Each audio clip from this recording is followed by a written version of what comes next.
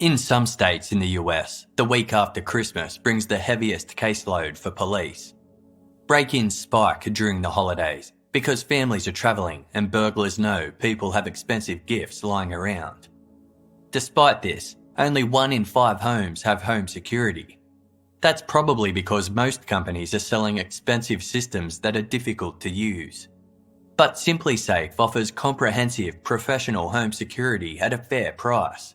And right now is the best time of the year to get a SimpliSafe system because they're offering a huge holiday discount along with a free security camera.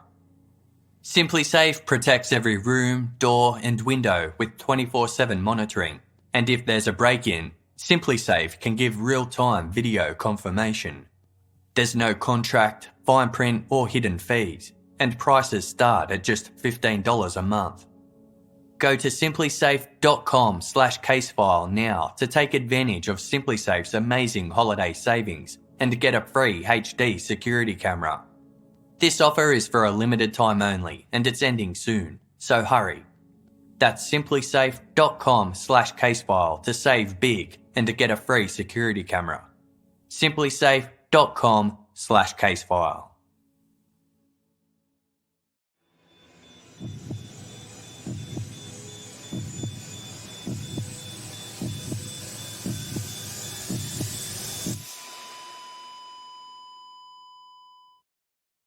Our episodes deal with serious and often distressing incidents. If you feel at any time you need support, please contact your local crisis centre. For suggested phone numbers for confidential support, please see the show notes for this episode on your app or on our website.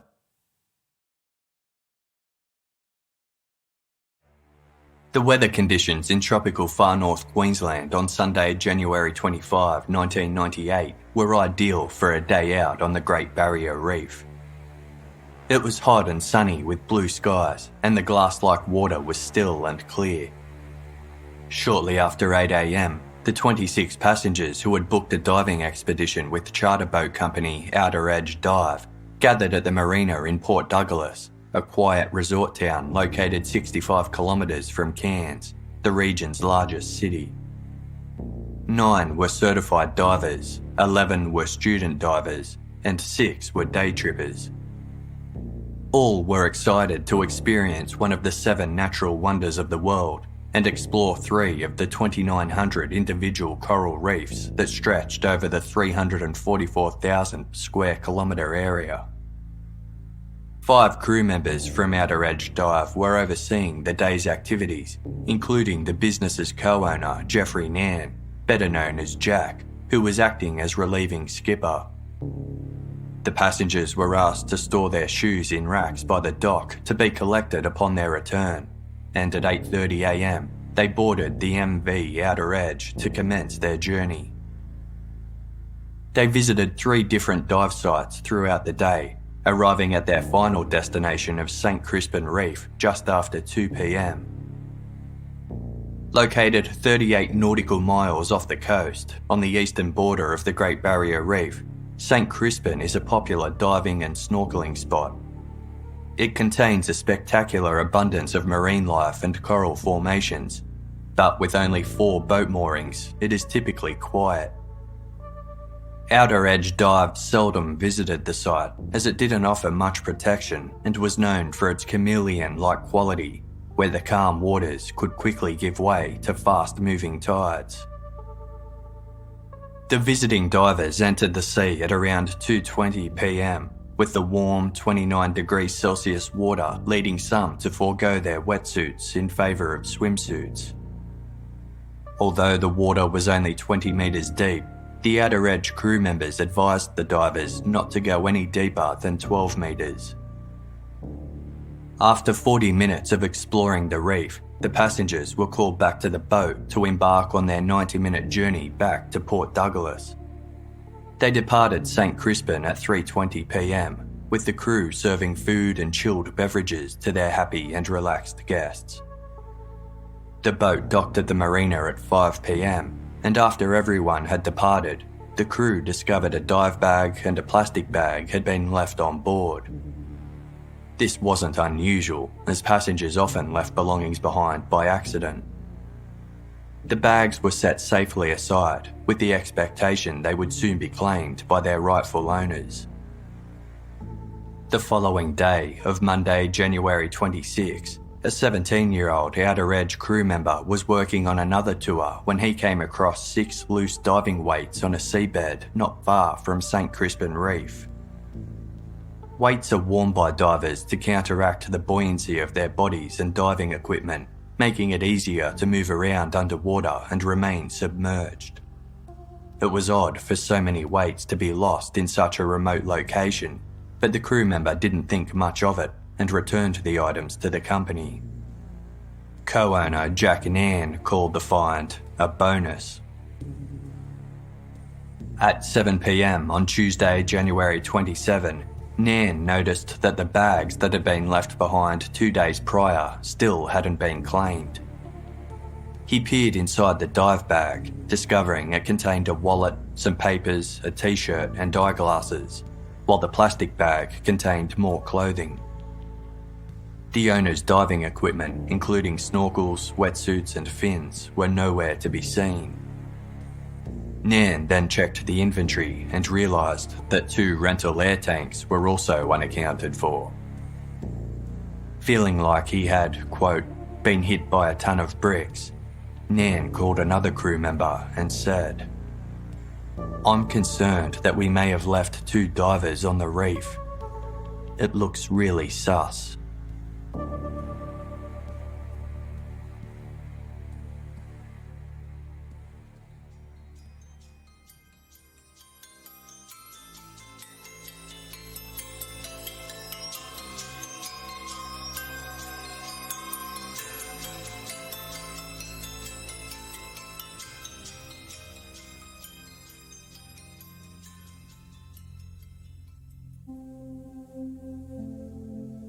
News of the concerning discovery spread to other crew members, prompting them to gather at the Outer Edge offices to discuss the matter. Jack and Ann had arranged the unclaimed contents of the diving bag on a couch and kept repeating to his staff, "This is all very sus." The wallet identified the items as belonging to an American couple, 33-year-old Tom Lonergan and his 28-year-old wife Eileen. Their shoes were still in the racks at the dock, and staff recognised the clothing as having been worn by the couple prior to them changing into their wetsuits.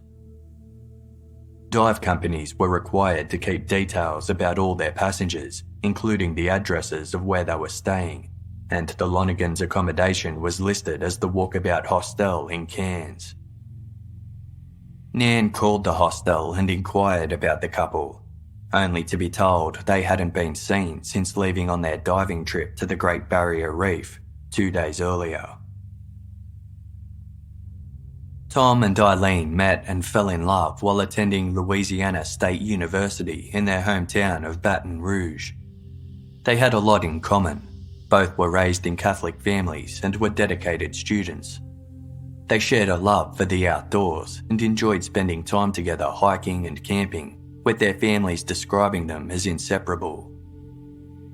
In college, they both joined the Air Force Reserve Officer Training Corps, and after graduating, they moved to Jefferson, Texas, where Tom got a job as a chemical engineer for the Air Force, while Eileen began working as a teacher. On June 24, 1988, they surprised their friends and family by eloping quietly in a private ceremony. 7 years later, in 1995, they fulfilled a lifelong dream of Eileen's by volunteering as teachers for the United States Peace Corps. They moved to the South Pacific island nation of Tuvalu, where they lived without electricity or a telephone. Food and mail was delivered by boat once every 6 weeks, and although the work and the lifestyle was challenging, the couple embraced the adventure. They were both passionate scuba divers, with over 80 dives each on their record, and they took to the waters whenever conditions were right. They loved learning about coral and fish, with their most unforgettable dive occurring in Fiji in 1997 when they swam with whales. Tom wrote about the experience in his personal diary, stating, None of our other dives have been comparable. I just hope now that we haven't been spoiled. After completing their 2-year stint in the Peace Corps, the Lonergans planned to return to the United States and move to Hawaii so that Tom could study marine biology. They decided to spend 3 months travelling around the world beforehand, visiting Australia, Indonesia and France, stopping at some of the world's best diving spots along the way. Queensland was their first destination, and they arrived in Cairns on January 15, 1998, where they checked in to the Walkabout Hostel. They were eager to go diving right away, but tropical storms had stirred up the sea, resulting in murky waters. The Lonergans attempted one dive but were dissatisfied with the conditions and decided to extend their stay in the hope that the weather would improve. When the water finally cleared up, they booked a trip through the Outer Edge Dive Company, and on the morning of Sunday, January 25, they caught a bus to the Port Douglas Marina for the boat's 8:30 departure. On each boat, a member of staff was designated the role of dive master. It was their job to maintain a written log of when each diver entered and exited the water. The role of dive master for the Lonergans trip had been assigned to Kathy Traverso, but it wasn't unusual for crew members to swap jobs throughout the day. Records taken on January 25 showed that at the first 2 dive sites, Tom and Eileen had been 10 to 15 minutes late to return to the boat. At the voyage's final destination of St. Crispin, they were recorded in the logbook as entering the water at 2:20 p.m, around the same time as everyone else, but there was no record of them returning to the boat. It was the skipper's responsibility to do a final head count after each dive to keep track of the number of passengers aboard, but it was unclear exactly whether this had occurred.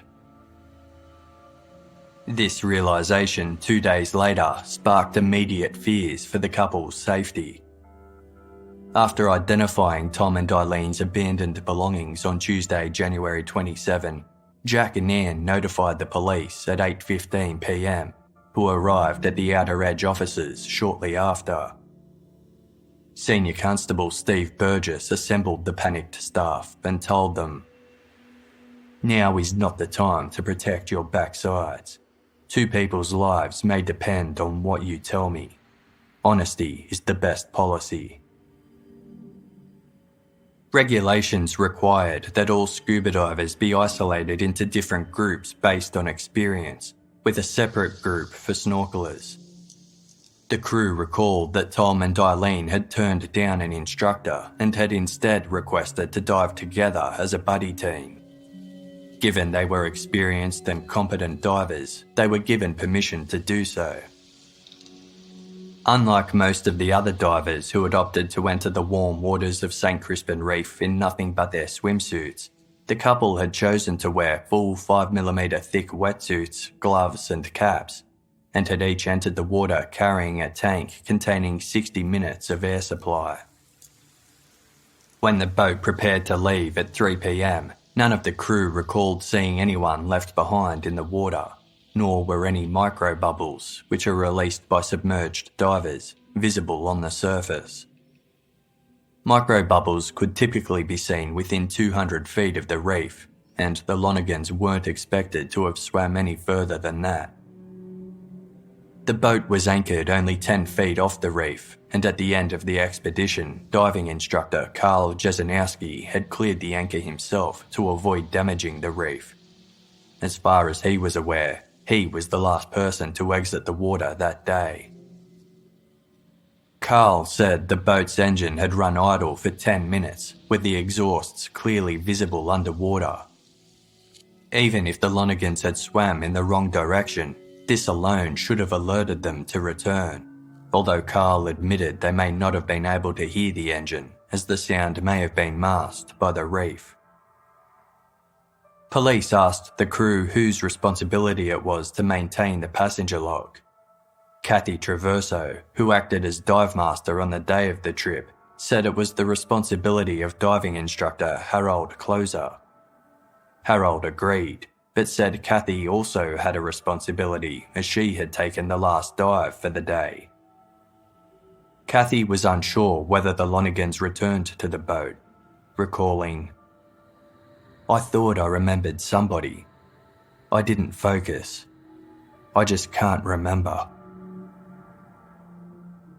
The boat's manifest recorded 26 passengers.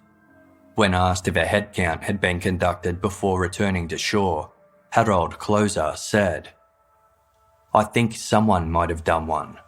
I'm just not sure." He later clarified, "The skipper told me to count the number of passengers. I told the skipper 24. Just then he said to me there are 2 people who just jumped off the boat. So I counted those 2 people.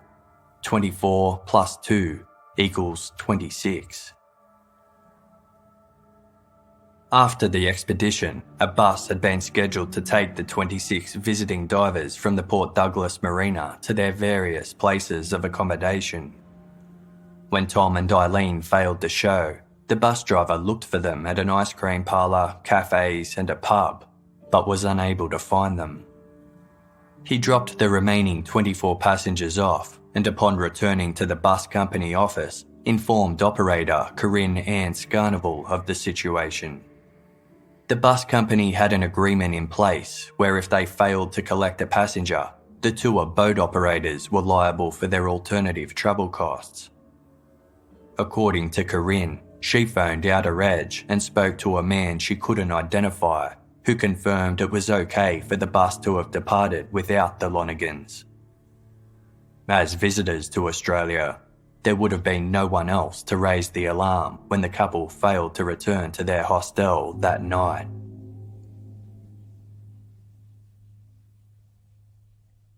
The United States Consulate in Sydney was notified that the Lonergans were missing, who in turn broke the news to Tom and Eileen's families, informing them that they shouldn't get their hopes up that the couple would be found.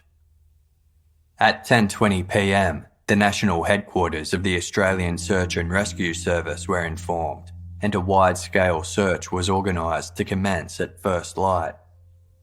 Due to the 2-day delay in anyone noticing Tom and Eileen's absence, the search grid had to be quadrupled. By 6 a.m. the following morning of Wednesday, January 28, the couple had been lost at sea for 63 hours. 17 aeroplanes, 2 helicopters and numerous boats manned with police and divers commenced the search. They were joined by the MV Outer Edge with Jack and Ann at the helm. Dozens of volunteers also assisted, with private boats, local charters and fishing vessels scouting the waters. Navy divers focused on the area around St. Crispin Reef known as Fish City, where another diver had last seen the couple swimming 12 metres deep. 12 hours of intensive search efforts covering a vast area of sea and sky uncovered no trace of either Tom or Eileen.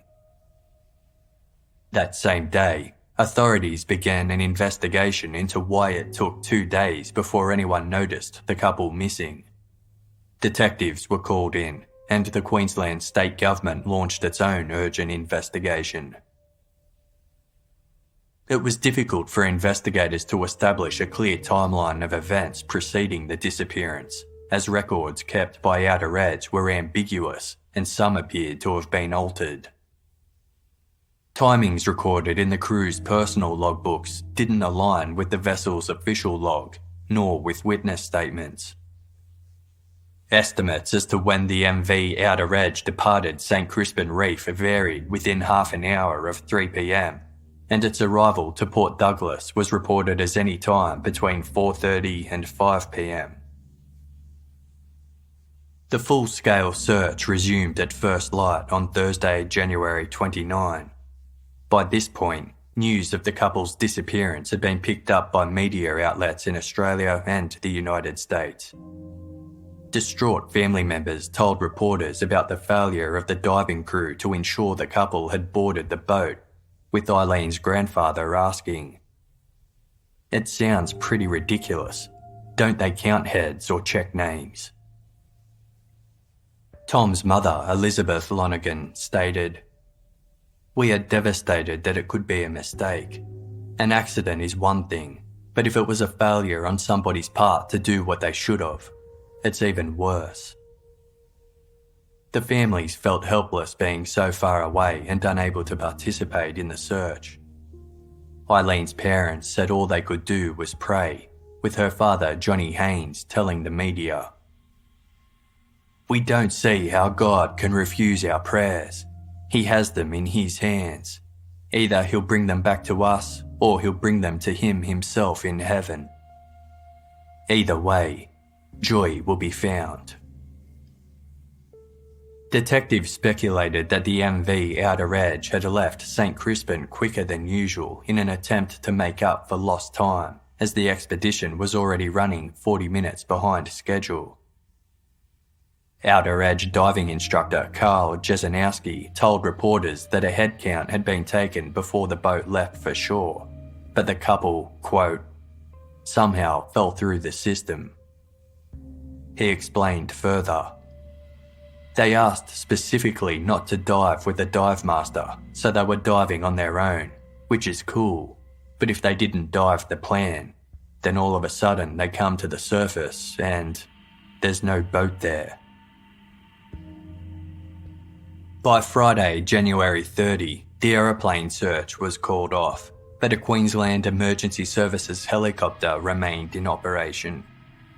It had been 4 days since Tom and Eileen were reported missing, and the strong currents could have carried them far from their last known location. In addition, several storms hit the Coral Sea area on the days following their disappearance. A police spokesperson told the media the couple's chances of survival were now almost non-existent. That evening, the air and sea search was officially called off, while police and volunteers continued to scour the coastlines. On Sunday, February 1, an inflatable buoyancy life vest was discovered at Cowie Beach, a crocodile-infested area roughly 65 kilometres north of where Tom and Eileen were last seen. Written on the left-hand side of the vest were the words, "Tom Lonergan, Peace Corps, Fiji." Police initiated a search focused around Cowie Beach, but didn't find anything else of significance. Exactly 1 week later, on Sunday, February 8, a scuba diving fin marked Eileen L was recovered on the remote northern island of Indian Head, 80 kilometres north of where Tom's vest was found.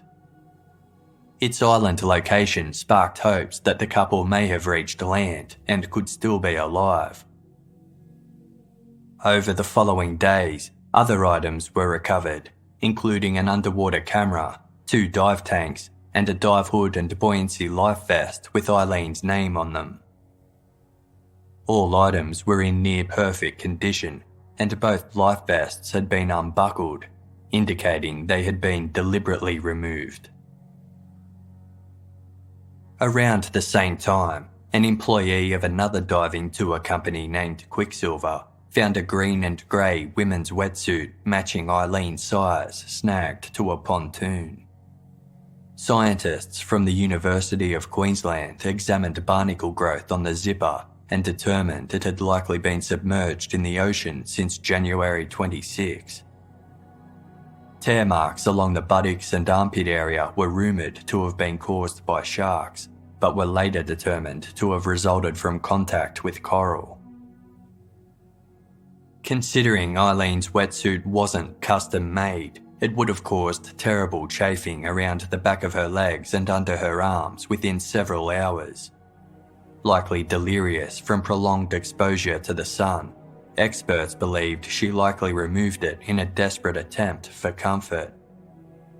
This act would have required her to remove her fins, explaining why they had washed up on shore. Without either of these items, it wouldn't have taken long for Eileen to reach a point of sheer exhaustion and dehydration and fall into unconsciousness. Authorities had maintained a tight-lipped approach throughout their investigation, but in late February, a police spokesperson disclosed.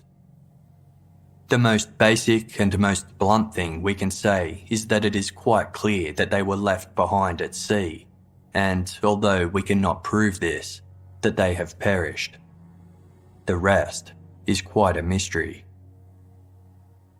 On March 7, 1998, it was announced that the Outer Edge Dive Company would face charges for alleged breaches to Queensland's workplace health and safety legislation. Eileen's parents and brother arrived in Australia later that month, and on April 1, they held a memorial service for Tom and Eileen at St Crispin Reef, placing 2 bouquets of flowers in the ocean as a minister read Bible passages aloud. Eileen's brother, John Jr., told the media, "We came to Queensland fully realising that we will never see Eileen and Tom again. To go to St Crispin's was very important for us.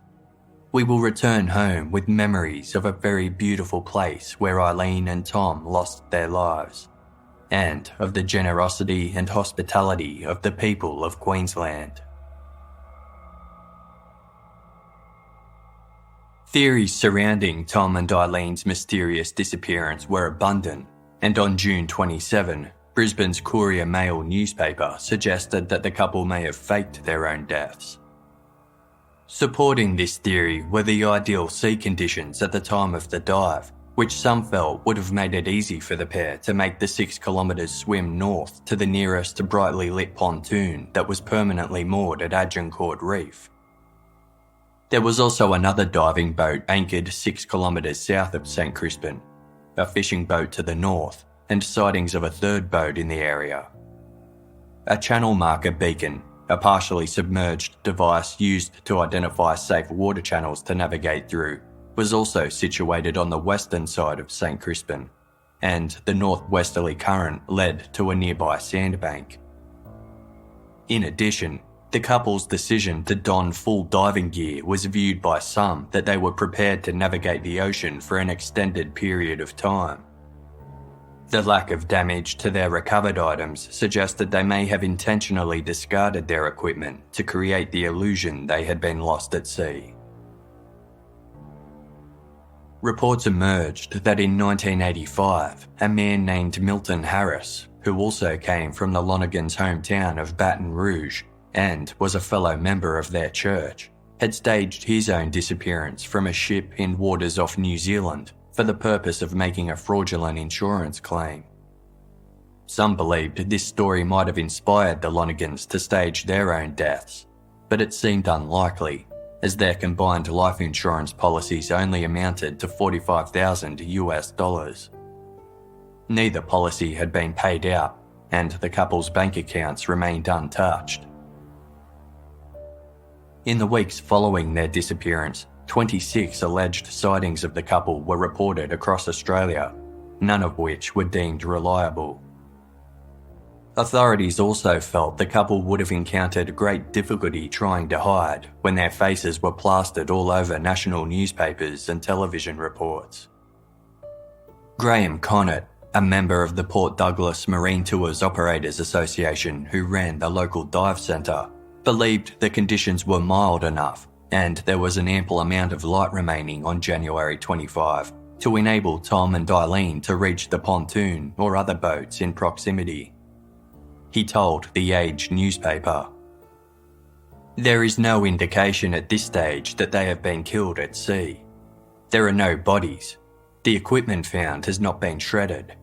It is almost impossible for them to be taken by a shark.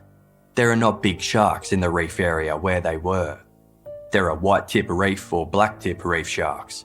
They are docile 2-metre sharks. I've never heard of an attack by any of these. And if there had been one, there would have been remnants of wetsuits and bodies somewhere. There is absolutely nothing." Graham also said an unidentified boat had been sighted at the reef the day Tom and Eileen went missing, implying it had picked up the pair and brought them to shore. Unsubstantiated theories pertaining to the couple's survival were rumoured to have been started by those within the dive industry.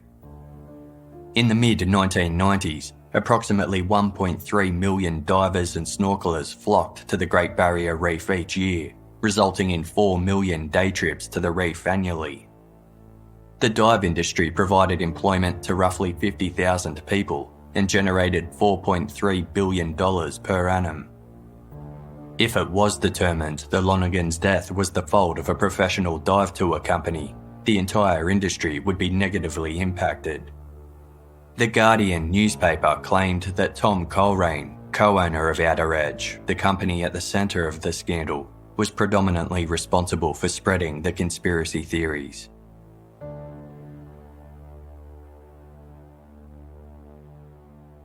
In contrast, case investigators were certain Tom and Eileen were deceased. Lead detective Sergeant Paul Priest told Current Affairs Show 2020, "There's far simpler and safer ways to stage your own disappearance than to get on a boat, jump in the sea, have some expectation that there's going to be a flawed head count, you're going to be missed on the diver log, or you're in collaboration with the skipper and crew of that vessel, or you've got a submarine somewhere in the neighbourhood."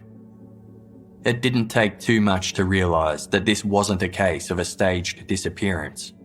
It's quite simply that they'd been left at sea.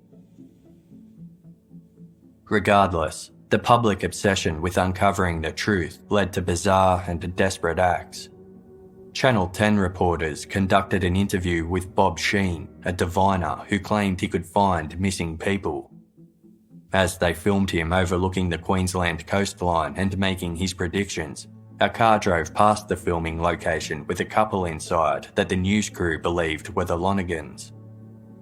They chased the vehicle down, only to discover the pair were Australians. Other experts were certain Tom and Eileen never left the Coral Sea. The several-kilometre swim to the nearest pontoon, surrounding boats or channel marker beacon would have been a far more demanding venture than skeptics assumed. The pair only had 5 hours of daylight remaining to make the journey in blistering 35-degree heat against strong currents that would have been pushing them further out to sea. Professor Roger Hughes, an expert in oceanography from the University of Melbourne, explained that from a tidal viewpoint, the Great Barrier Reef could be described as a gigantic bathtub. Quote, "As the tide comes in, it fills quickly from the open sea. The ocean flows into the reef like water overflowing from a tub. On the ebb of outgoing tide, a massive volume of water empties slowly into the ocean across reefs and narrow channels called choke points." The area where the Lonergans had been diving was right near one of these choke points, and the tides had already started to turn by 3:30 p.m, moving at speeds of up to 1 knot. By 7:15 p.m, it was estimated the couple were likely carried 3 nautical miles west towards the coast, with no choice but to tread water the entire time. When night descended, the rising tide would have flowed to the east, taking the Lonergans towards the outer wall of the reef and into open waters. An article featured in the Age newspaper explained that in order for Tom and Eileen to stay together, they would have needed to either hold hands or use their now weightless diving belt to bind themselves. Had they managed to survive the first night, they would have been severely dehydrated and disoriented by the following morning. Storms on the days following may have given them the opportunity to collect fresh water, though contrary to some reports, there were indeed deadly sharks present in the area, posing a lingering danger. In the months preceding the incident, local fishermen reported seeing more sharks than ever in the surrounding waters off the reef. One said, "There are tiger sharks out there. Tigers do not just rush in and bite.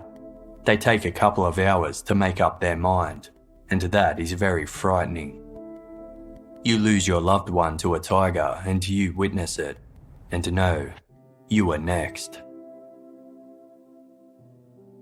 Police had conducted a search of the Lonergan's hostel room and found their personal diaries in the safe, along with their passports and travellers' checks.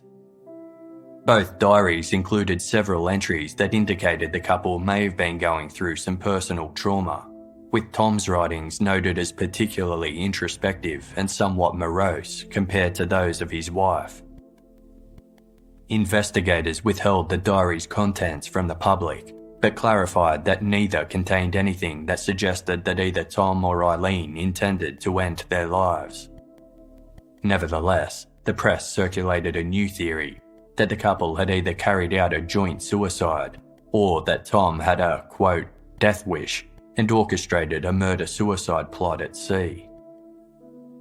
Some believed Tom may have wanted to die alongside his wife, but withheld this from her and allowed her to pass away unaware of his intentions, due to their religious beliefs that those who ended their own lives would be denied access to heaven. On April 22, 1998, almost 3 months after the Lonergans went missing, police confirmed that they were extending their investigation into the couple's disappearance based on new information that had come to light. The day after Tom and Eileen vanished, a boat run by the Quicksilver Diving Company took a large group of Italian tourists out to the reef for a diving session. The skipper claimed to have heard American accents on board, which stood out against the Italian voices. A head count was conducted when the vessel returned to shore, revealing 3 more passengers aboard than when the group departed. A month later, the owner of a Port Douglas bookstore told the press that on Tuesday, January 27, an American couple entered her store and purchased 6 postcards and 2 maps of the Northern Territory. Unlike other American tourists who were typically chatty, this couple were timid and quiet. The male said they had been working in Fiji and had only been in Australia for a few days. The store owner had reported the incident to police shortly after hearing of the Lonergan's disappearance, but it was weeks before they took her official statement. A police spokesperson stated they had included her report in their investigation, but believed there was a, quote, reasonable chance she was mistaken. If people are going to fake their own disappearance, why would they go back to the town you disappeared from and declare yourself as American from Fiji? Weeks later, on Friday, June 26, 1998, 2 fishermen were trawling a mangrove swamp near Archer Point, 175 kilometres north of Port Douglas, when they came across a weathered diver's slate. The device, similar in appearance to a small whiteboard, was used for communicating underwater. It read, Monday, January 26, 1998, 8 a.m. To anyone who can help us. We have been abandoned on Agincourt Reef by MV Outer Edge. Please help to rescue us before we die. Help.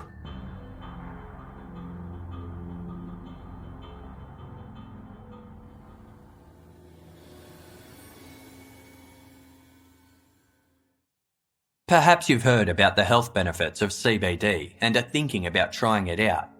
Before you do, you should know that not all CBD is created equal. Unlike other brands that offer just CBD, Hemp Fusion blends CBD with Migas, terpenes, and other natural ingredients to help you feel your best. This is done because CBD works best for your body when combined with these other nutrients.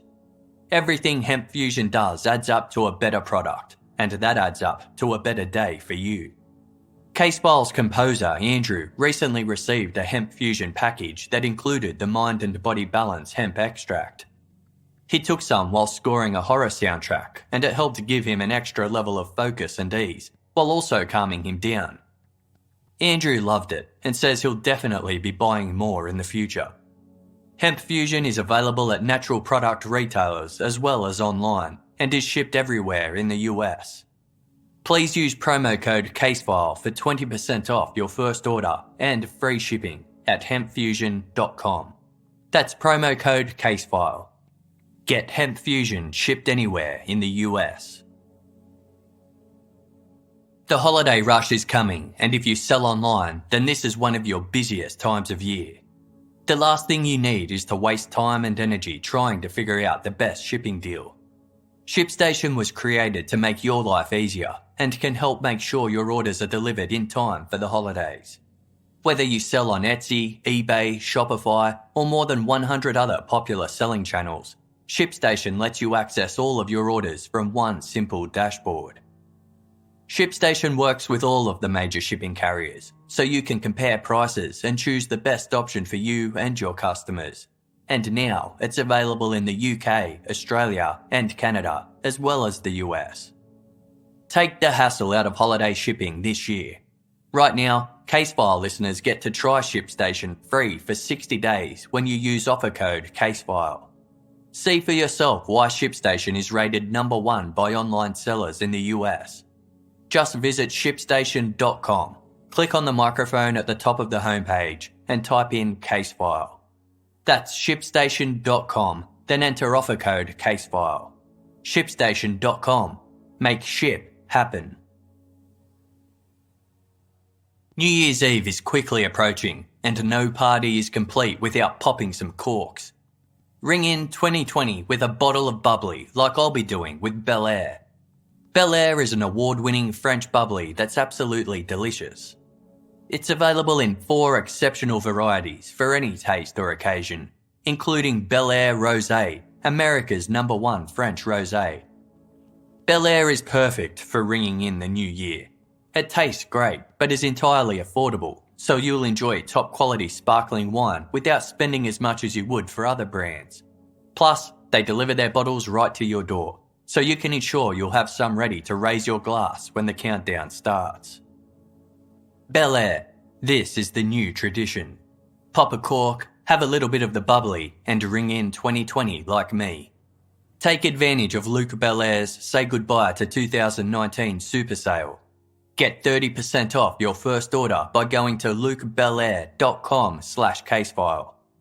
This offer is not available in stores, only at lukebelair.com/casefile. That's LUCBELAIRE.com/casefile for 30% off your first order.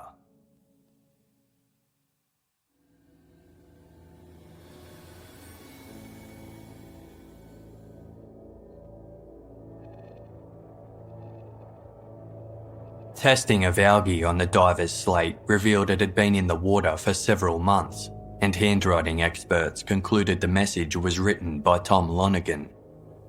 The discovery contradicted the theory that Tom had carried out an act of murder-suicide, with a quote in The Age later stating, "It is not a message from a man who wanted to die, but a cry from a man and woman who were desperate to live." By this point, the police had already closed the investigation and submitted the case to the coroner to conduct a formal inquiry. According to their report, a team of 9 officers had thoroughly and painstakingly investigated the case for 6 months. They concluded that Tom and Eileen Lonergan had been left out at sea due to unsatisfactory safety measures carried out by the Outer Edge Dive Company. The coronial inquest took place in Cairns on Monday, September 7, 1998, and aimed to determine who was culpable for the Lonergans' fate. Several Outer Edge staff exercised their right to remain silent, including co-owner and skipper Jack Nan and 2 other crew members who had important roles on January 25, Dive Master Kathy Traverso and the instructor allegedly responsible for the botched head count, George Pirahiv. It was revealed that Senior Constable Steve Burgess had taken covert recordings of his initial conversations with the Outer Edge crew on January 27, when the police were first informed the couple were missing. The recordings were played in court, during which the crew members sounded panicked and confused by the possibility they had left 2 divers at sea. At one stage, Nan referenced the couple's belongings that had been left behind on the boat, saying, Tonight I looked in the bag and thought, Jesus Christ, it's got a wallet and papers in it. Christopher Coxon, Acting Senior Inspector with the Department of Employment, Training and Industrial Relations, spoke critically of Outer Edge's operations, concluding there was enough evidence to show the company had a history of leaving dive sites without conducting proper head counts. In contrast, a Cairns local who had participated in the January 25 diving expedition gave a glowing review of the tour company, stating it was the best of 40 dives he had ever been on. He hadn't noticed whether a head count had been carried out at the end of the day. Testimony was given by Corinne Ann Scarnival, the operator for the bus company responsible for transporting the 26-member tour group to and from the Port Douglas Marina on January 25. In her original statement to police, Corinne said she called Outer Edge that evening explaining the Lonergans had failed to return to the bus. A man on the other line indicated it was fine for the vehicle to have left without them. At the time, Corinne denied knowing who she spoke to on the phone. In court, she admitted this was a lie and that she had really spoken to Jack Nan. She withheld his name from police at the time out of a misguided desire to protect him, explaining, "I thought he must be feeling absolutely terrible. I didn't want to hurt him. I now realise it wasn't up to me to make those judgments." Rod Punchin, a dive instructor, tour operator and member of the Queensland Government's Task Force on Recreational Diving, told the court that a stranded diver would likely discard their life vest because swimming in one was difficult and ineffective. He explained, "The longer you have to swim, the worse you become. A wetsuit would chafe, particularly under the arms. Eventually, you might think about taking the wetsuit off." Carl Jesenowski, one of the crew members aboard the MV Outer Edge, also testified. He had cleared anchor at St. Crispin on the day Tom and Eileen disappeared and didn't see any sign of the pair during the 10 minutes the vessel waited before departing for land. Upon returning to the docks, Carl noticed the couple's abandoned shoes in the racks, but thought they must have belonged to crew members who were still on the boat. He described the head count process as a fallible and inadequate system, stating, "Passengers are constantly moving around you. They're on holidays, they're chatting and drinking, wandering around." He vaguely recalled that the miscalculated head count on January 25 was carried out by diving instructor George Pirahiv, but testimony provided by other witnesses questioned whether the head count had been carried out at all. Following the third day of the inquest, proceedings were adjourned to allow the coroner and other court officials to visit and swim the reef to get a sense of the conditions faced by the Lonergans. Court resumed on October 1, during which experts debated the couple's outcome. Based on the relatively intact state of their recovered belongings, it was deemed unlikely that Tom and Eileen were attacked by sharks, but rather voluntarily discarded their diving equipment after succumbing to delirium as a result of dehydration. Without the buoyancy provided by their gear, the couple would have been unable to tread water for long and would have drowned soon after.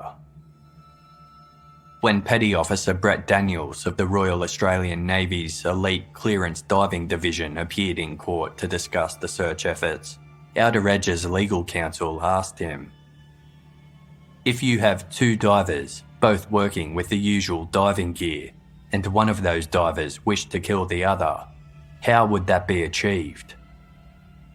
A heated back and forth ensued between the various legal teams, with the prosecution objecting to the query on the grounds that, quote, "Navy divers are not assassins." They labelled reports that the Lonergans had a death wish as wild and unsubstantiated, objectionable, inadmissible nonsense, adding that investigators had disproven this rumour. Outer Edge's legal team pressed the matter, prompting the prosecution to call the allegation disgusting and slanderous. The coroner allowed the line of questioning to continue within a limited scope. Petty Officer Brett Daniels suggested one way for a diver to kill another was to remove the breathing valve from their mouth and then hold them underwater until they drowned. Over 1 week, 800 pages of statements and nearly 60 exhibits were presented to the court, with the Age newspaper describing the inquiry as one of Australia's most extraordinary courtroom dramas.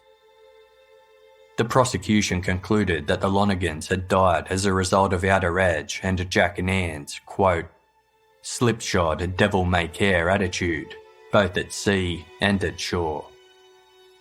They said the lack of systems clarifying who was responsible for what led to a tragedy of errors, and that the only mystery surrounding the case was why the crew had failed to wait for the Lonergans' return. The prosecution recommended Jack and Ann face criminal charges, saying he abdicated his responsibility for his passengers. On Friday, October 9, the coroner presented his findings. He called the speculation that the couple were still alive, had faked their own deaths, or carried out a suicide, wildly inaccurate and based on misleading information. He criticised the 51 hours it took for Jack and Ann to realise the Americans were missing, and committed him to stand trial for the manslaughter of Tom and Eileen Lonergan by criminal negligence. There were no adverse findings against the remaining Outer Edge staff, who were described by the coroner as inexperienced relief crew. Queensland's state government also announced that Nan would be facing separate charges for breaching state health and workplace safety laws. Outside court, Nan appeared visibly upset and proclaimed his innocence. Eileen's mother, Kathy, welcomed the end of the painful inquest, telling reporters, "We hope the government of Queensland will formulate some laws to govern the dive industry, which is a dangerous industry right now." Following the inquest, a government task force was assembled to look into Queensland's dive industry. On November 5, a draft report found that the voluntary nature of the current safety guidelines had proven problematic and called for all basic safety standards to be made compulsory. The proposed regulations included mandatory head counts, individual logbook signing upon entering and leaving the water, trained lookouts on all boats, and the employment of more diving inspectors. Task Force Chairperson Clive Bubb recommended that operators who failed to comply with the new regulations be prosecuted, stating, "It's time for the dive industry to look at the fact that there needs to be something done about the deaths and the incidents which have been occurring." In November 1999, Jack and Ann's trial commenced in the Cairns Supreme Court, where he pled not guilty to charges of criminal negligence causing 2 counts of unlawful death. If found guilty, he faced a possible prison term of 20 years. Presiding Judge Justice Stanley Jones warned the jury to ignore the publicity surrounding the case because much of it was irrelevant or inadmissible. He clarified that it wasn't a question of whether Nan acted with intent to kill the Lonergans, but whether he failed in his duty to keep his passengers safe. Outer Edge crew members testified that while head counts were routine, no one in particular took responsibility for conducting them. A transcript of an early police interview with Nan was read to the court, in which he said, "I will accept full responsibility, for I am the master of the vessel. It was my understanding that the instructor did a count, but it is all a bit sketchy. I asked George, did he count those 2 people, and he said yes. I distinctly remember saying, did you get those 2 people who jumped in the water?" The prosecution stated that any confusion regarding the head count or whether a couple had jumped back into the water could have been easily rectified if a crew member had simply checked the dive log, which would have revealed the Lonergans hadn't returned. Nan's defence lawyer, Tony Glynn, relied heavily on the theory that the couple had ended their own lives or faked their own deaths. Tom and Eileen were prolific diarists, and he used excerpts from their entries to suggest Tom was developing an increasingly bleak view of life and looking for a quick and peaceful death. He told the jury that Tom was discontented with his future, Eileen had grown to hate teaching, and that contrary to outward appearances, the couple were unhappy in life. Much to the pain of Tom and Eileen's families, he read out excerpts from both diaries, revealing their personal and private content publicly for the first time. In one entry, Tom was highly critical of his personality, describing himself as obnoxious, overbearing, presumptuous, intrusive, irrelevant to the point of insensitive, self-centered, and offensive. In another, dated June 16, 1997, Tom wrote that he was, quote, in death's waiting room. Appearing to address his writings directly to God or Jesus, he explained, like a student who's finished an exam and is merely waiting to hand it in and go, I feel as though my life is complete and I am ready to die. However that sounds to someone else, it is what I feel in my heart. On December 15, 1997, Tom wrote about the joys of making love to his wife, but added a passage that read, it's clear to me now that not only does life not get much worse than this, it hardly, in fact, gets any better. Eileen's writings were directed more so to herself and expressed concern for her husband's well-being. She wrote, you, Tom, have a death wish. I believe this wish may very well lead you to be in the right place at the right time to get what you want. I may get caught in that too, since we remain physically together so much of the time. It's a risk I take. 2 weeks before their disappearance, she explained, Tom doesn't know what he wants to do with his life. He thinks he is ready to die. He seems to want to get out while life is good. I have my life, and I am terrified by death. A couple of nights ago, Tom explained to me in great detail why he feels his life is over and he is ready to die. Mostly, he is afraid. She concluded a long passage with the question, just as he formed his death wish to include me and I fought it off in my dreams, I formed my life wish to include him. Whose will is stronger? During closing arguments, the prosecution concluded that it was Nan's responsibility to bring the Lonergans home safely from the reef, and he failed to do so. In response, the defence told the jury, there are no bodies. The evidence suggests they are not dead. It is a question for you to decide. If you have any doubt about this issue, then you must acquit my client. On Wednesday, November 24, 1999, after less than 90 minutes deliberation, the jury found Jack Nan not guilty. From the dock, it appeared as though an enormous burden had been lifted from his shoulders. Nan's father burst into tears, while Eileen's parents sat motionless. In summation, Justice Jones stated that in order to convict, the jury had to be convinced beyond a reasonable doubt that the Lonergans were dead, that Nan's actions were sufficient to cause their death, and there was sufficient recklessness or grave moral guilt on Nan's behalf deserving of punishment. Justice Jones agreed that as the skipper, Nan was entitled to rely on the head count conducted by his crew. He dispelled the possibility that the Lonergans' disappearance was a suicide plot or an attempt to fake their own deaths, as they had no transport, belongings or money, and couldn't be certain the boat would leave without them, or the head count would be flawed. Justice Jones, quote, the absence of bodies leads to many theories.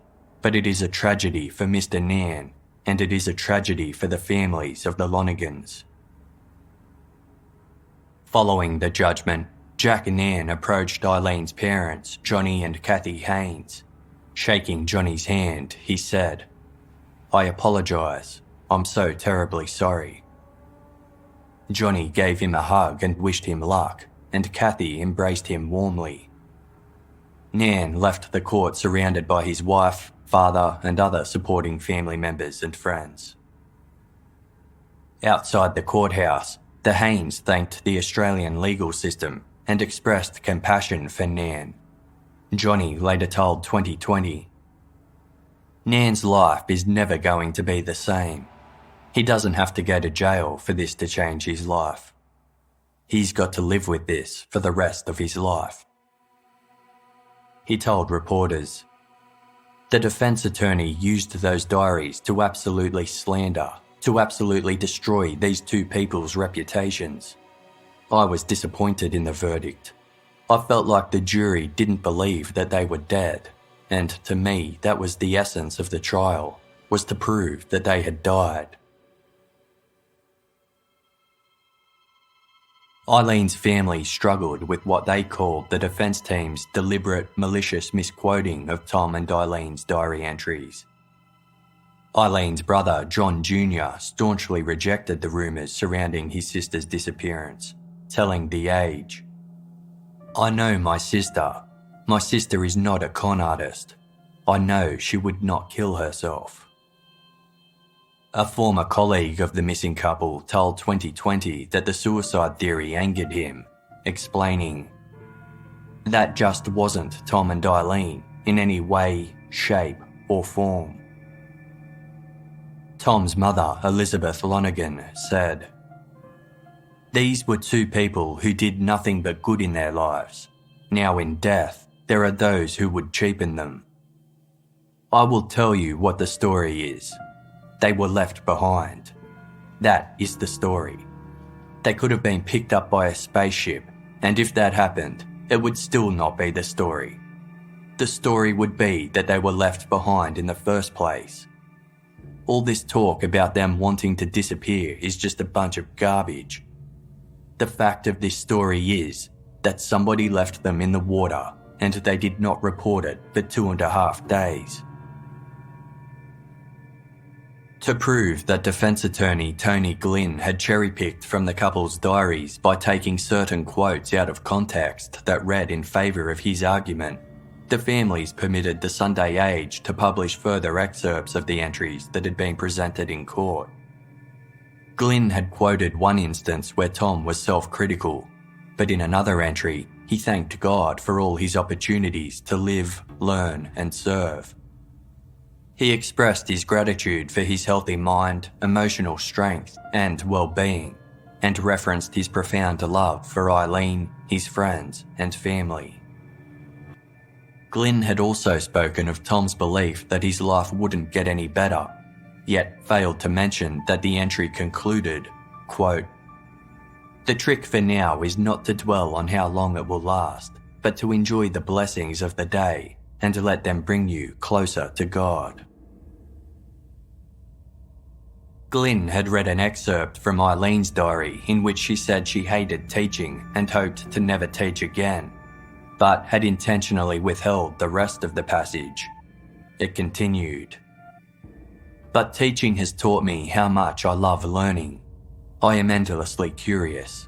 I love beauty, and I see beauty in, well, most things. In logical patterns, in bright colours, in the interconnectedness of things, in creation, in destruction. I think really that is why I love life and I love living, to witness beauty. I love to learn, because in learning, I discover beauty. I fear death, not just because I fear the unknown, but because of the beauty I will never see. The spider's web in the damp forest, the spider, the sunsets, the towering snow-topped mountains, the knowledge of how those mountains got there, the moons of Jupiter and the sands of Mars. So much beauty to see in the universe." Sunday Age journalist Peter Patrick stated that by viewing the diary entries in their entirety, it was clear that Tom and Eileen were both highly intelligent people and that their comments on death were more a reflection on life itself. He described Eileen as a shrewd observer of human nature, while Tom feared losing the things he loved most, including his wife, his intellect, his students, and diving. The Outer Edge Dive Company pled guilty to negligence in a Queensland civil court and was fined $27,000 by the state's Workplace Health and Safety Department for failing to keep an accurate logbook. The case left Jack and Ann financially ruined. He and his wife lost the boat, their house and life savings, and his father lost a substantial amount of his assets to legal fees. In an exclusive interview with the Sunday Age, Nan said, "I don't blame the Lonergans. I don't blame the crew. I don't blame anybody. At present, I'm undergoing a healing process. I have a deep feeling of responsibility and remorse." He said he wished he could have known Tom and Eileen better as they shared his love for the sea, and he hoped to one day own his own boat again. The Lonergan incident sparked a crisis of confidence in North Queensland's dive industry and resulted in tighter mandatory safety regulations for diving boats throughout Australia. Strict regulations were introduced by the Queensland government, with all captains and dive masters required to independently confirm each head count.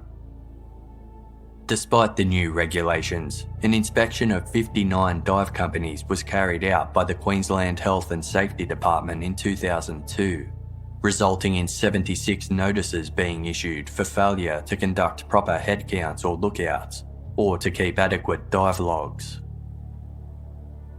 In 2003, a low-budget film said to be inspired by the Lonergan story titled Open Water was released, grossing more than $1 million in its opening weekend. It received mostly positive reviews from film critics, but its release was unwelcome in Cairns, where locals were still unwilling to discuss the case. People were concerned that the film would harm the local diving and tourism industry, as had happened with the release of Steven Spielberg's 1975 classic shark attack movie, Jaws. A dive industry spokesperson recalled, "Jaws was a shocker for our industry. I was working at a dive place in Brisbane at the time, and the phones literally stopped ringing." Jack Nan expressed his disappointment about the film, saying, "The reality of it is that the thing creates emotional turmoil for all of the people involved. It's incredibly unsettling and stressful for myself and my children, and for us it's a terrible thing that open water has been made. This is really very bad for the industry as a whole." Dive Queensland spokesperson Cole McKenzie told reporters that the industry found the film confronting on many levels. Quote, "I felt horrified. For me, it was an eye-opener. This can happen and has happened, and the Lonergans are not the only ones we have left out there."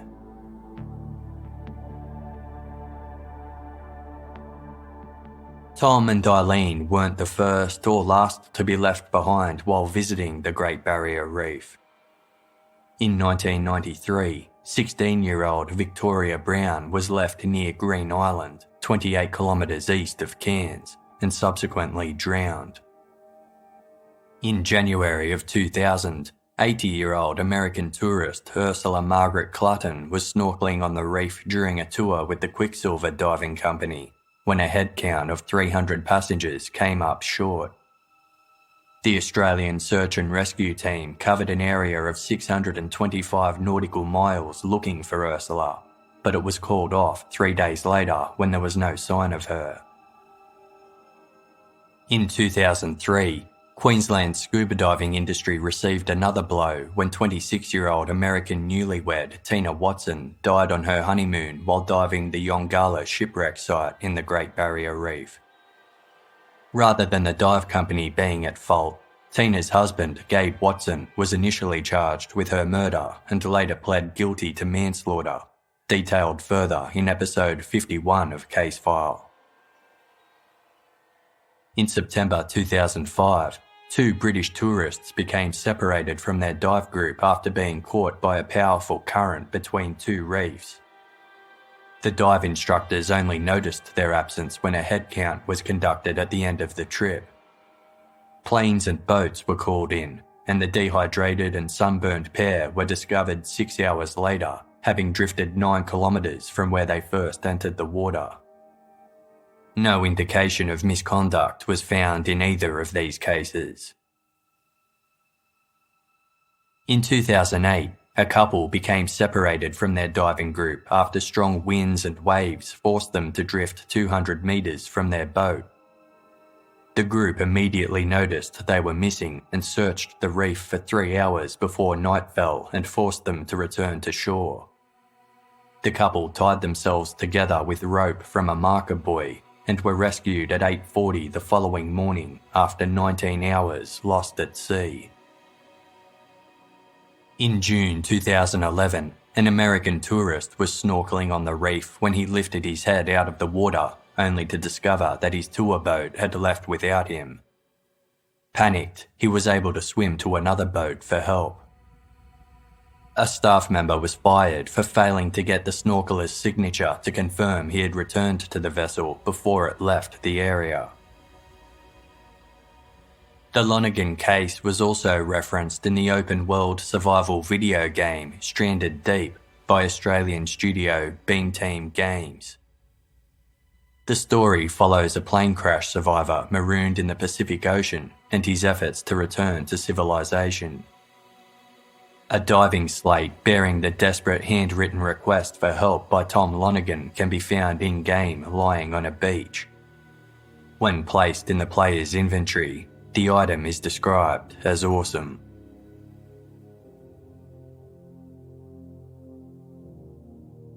Despite an inquiry and trial ruling otherwise, theories still prevail that the Lonergans either ended their own lives or faked their own deaths.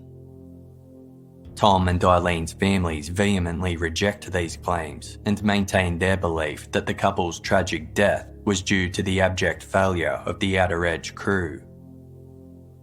Eileen's father, Johnny Haynes, does not hold any hard feelings against the former dive company, accepting that it was an accident.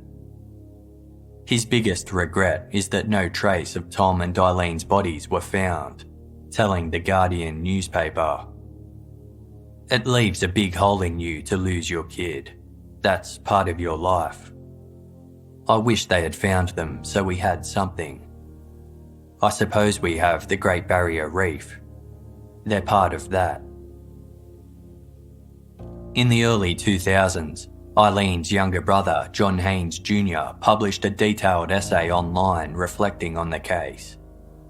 He described Tom and Eileen as warm, kind-hearted people who had once welcomed him into their home at a very difficult time in his life and helped guide him on a path to success. John said anyone who thought otherwise should, quote, have their head examined, explaining, "Tom and Eileen were at a point in their lives that most people don't reach until they are 65. They weren't wealthy, but they didn't want or need more than scuba gear and a place to sleep. They could have settled down in Hawaii and spent the next 30 years working just enough to support their diving and been happier than some millionaires I've met. To Eileen and Tom, their life was just beginning. Their plans were coming to fruition."